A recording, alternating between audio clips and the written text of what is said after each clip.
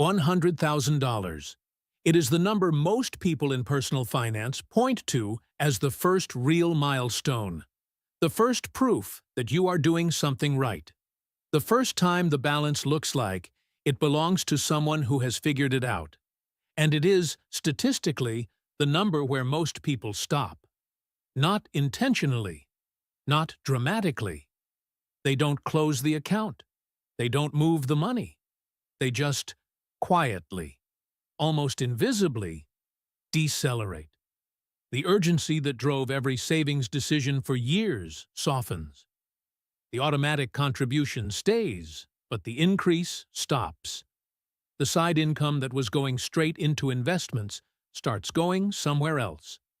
The data is consistent across every demographic studied. The people most likely to plateau in their wealth building are not the ones who never saved. They are the ones who saved exactly enough to feel like they had arrived.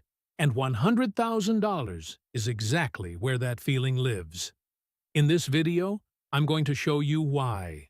Not the motivational version of why, the mathematical version. Because once you understand what is actually happening at $100,000, what the number means, what it doesn't mean, and what the people who blow past it do differently, the plateau becomes optional. Let me tell you about a concept called the arrival fallacy. Psychologists define it as the mistaken belief that reaching a goal will produce lasting satisfaction. You know the feeling. You work towards something for years. You get there. There's a moment of genuine happiness. And then, faster than you expected, it fades, and you're back to baseline. In most areas of life, the arrival fallacy is harmless. You achieve the goal, feel briefly satisfied, and then set a new one. In personal finance, it is one of the most expensive psychological patterns that exists. Because the moment you feel like you've arrived is the exact moment the compounding math needed you to accelerate. Here is what I mean. The journey from $0 to $100,000 is the hardest stretch of wealth building. Not because the contributions are larger, they're often the same. Because compound interest has almost no base to work with. You are doing essentially all of the heavy lifting yourself. Every dollar in the account is a dollar you put there. The journey from $100,000 to $250,000 is completely different. At 7% annual return, your $100,000 is generating $7,000 per year on its own. That's nearly $600 a month in returns before you add a single new contribution. The math is starting to work with you, not just alongside you. The tragedy of the $100,000 plateau is that people slow down at the exact moment the game starts playing itself. I want to introduce you to someone. Call her Sarah. Sarah is 38 years old.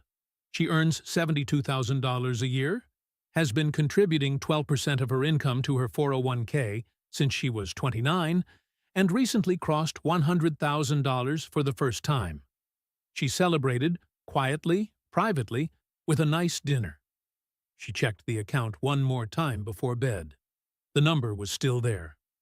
Then she did something she had never done before. She bought a slightly nicer car. Nothing extravagant, just nicer. She told herself she deserved it. She had been disciplined for 9 years. She had $100,000. She could afford it. The car payment was $340 a month. She didn't reduce her 401k contribution, but the extra $500 she had been sending to her brokerage account every month. The bonus contributions, the tax refunds, the money she had been treating as fuel, quietly redirected toward the car, the insurance, the parking. She didn't notice for about 8 months. By then, her brokerage account had been flat for most of a year. She assumed the market was slow. It wasn't the market. Here is what the math actually shows about the $100,000 plateau and why it costs people so much more than they realize. 2 investors. Both start at $100,000 at age 38. Both contribute $1,000 per month. Both earn 7% average annual returns. Investor A maintains her contribution rate and adds an additional $300 per month, a 30% increase for the next 5 years, then returns to the base $1,000 per month contribution for the remaining years until 65. Investor B maintains exactly $1,000 per month from 38 to 65. No increase, no decrease, just the same contribution every month for 27 years. At age 65, Investor A has approximately $1,640,000. At age 65, Investor B has approximately $1,310,000, $330,000 difference from 5 years of slightly higher contributions made. Between ages 38 and 43, the exact window when most people plateau. The compounding math is unforgiving in one very specific way.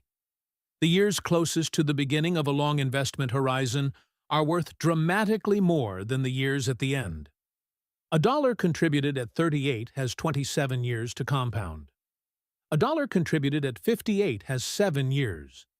The same dollar, invested 20 years earlier, is worth roughly 4 times as much at retirement, which means the plateau at $100,000. If it costs you even 3 to 5 years of accelerated contribution, is not a small detour. It is one of the most expensive financial decisions most people make without ever knowing they made it. If this is giving you something useful, subscribe. We go deep on the numbers in every video, and the next one is going to be worth your time. So why does it happen? Why do people who spent years being disciplined suddenly decelerate at the exact wrong moment? There are 3 mechanisms, and they work together. Mechanism 1. The milestone becomes the identity. Before $100,000, you are someone who is building towards something. The goal is ahead of you. The discipline is in service of a future state that doesn't exist yet. That future state is motivating. At $100,000, something shifts. You have arrived somewhere. The identity moves from builder to owner. And owners, psychologically, behave differently than builders. Owners protect. Builders accumulate. The moment you feel like you own something meaningful, the accumulation instinct softens. Mechanism 2. The comparison problem. Most people have almost no accurate information about how much their peers have saved, which means they construct a mental picture based on lifestyle signals. The cars, the vacations, the home renovations. At $100,000, most people believe incorrectly that they are ahead of their peers. Studies on financial self-assessment consistently show that people with $100,000 saved overestimate their relative position. The truth is that the median retirement savings for Americans in their late 30s is significantly below $100,000. So reaching it does feel like being ahead. But the people who actually retire comfortably are not the ones at the median. And comparing yourself to the median when your goal is not median outcomes is the comparison problem in action. Mechanism 3. The reward logic. 9 years of discipline is real. It deserves acknowledgement. The problem is that the brain doesn't distinguish between a reward that costs you nothing and a reward that costs you $330,000 in future retirement wealth. It just registers. I worked hard.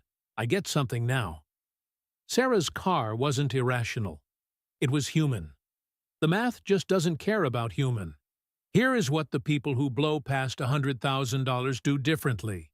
And it is not what most people expect. They don't have more discipline. They don't have higher incomes. They don't have some unusual relationship with delayed gratification that the rest of us lack. What they have is a different set of rules for what the milestone means. For most people, $100,000 means, I made it. For the people who keep going, $100,000 means, the game just got interesting. They know, specifically, what happens between $100,000 and $250,000. They know that compound interest starts to meaningfully contribute at this level. They know that the next $250,000 will come faster than the first $100,000. Not because they contribute more, but because the money is now helping. They know that slowing down here is uniquely expensive.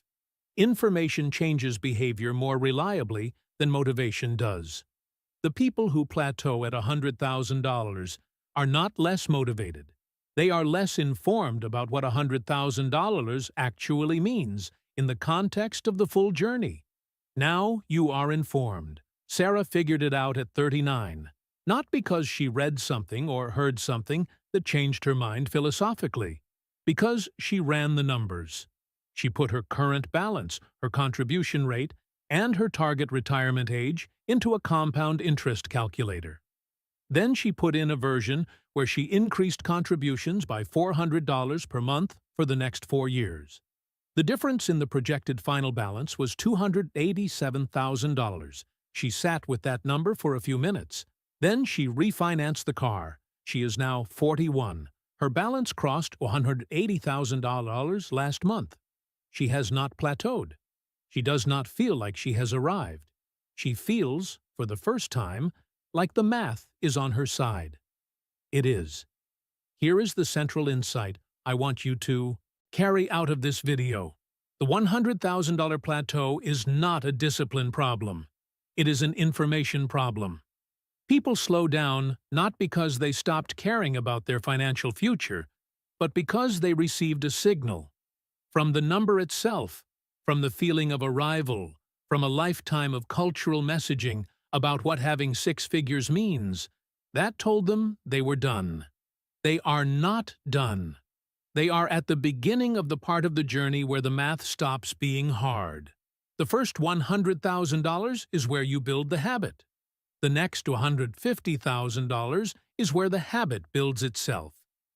Slowing down between those two phases is like training for a marathon for 6 months, and then walking the first mile of the race.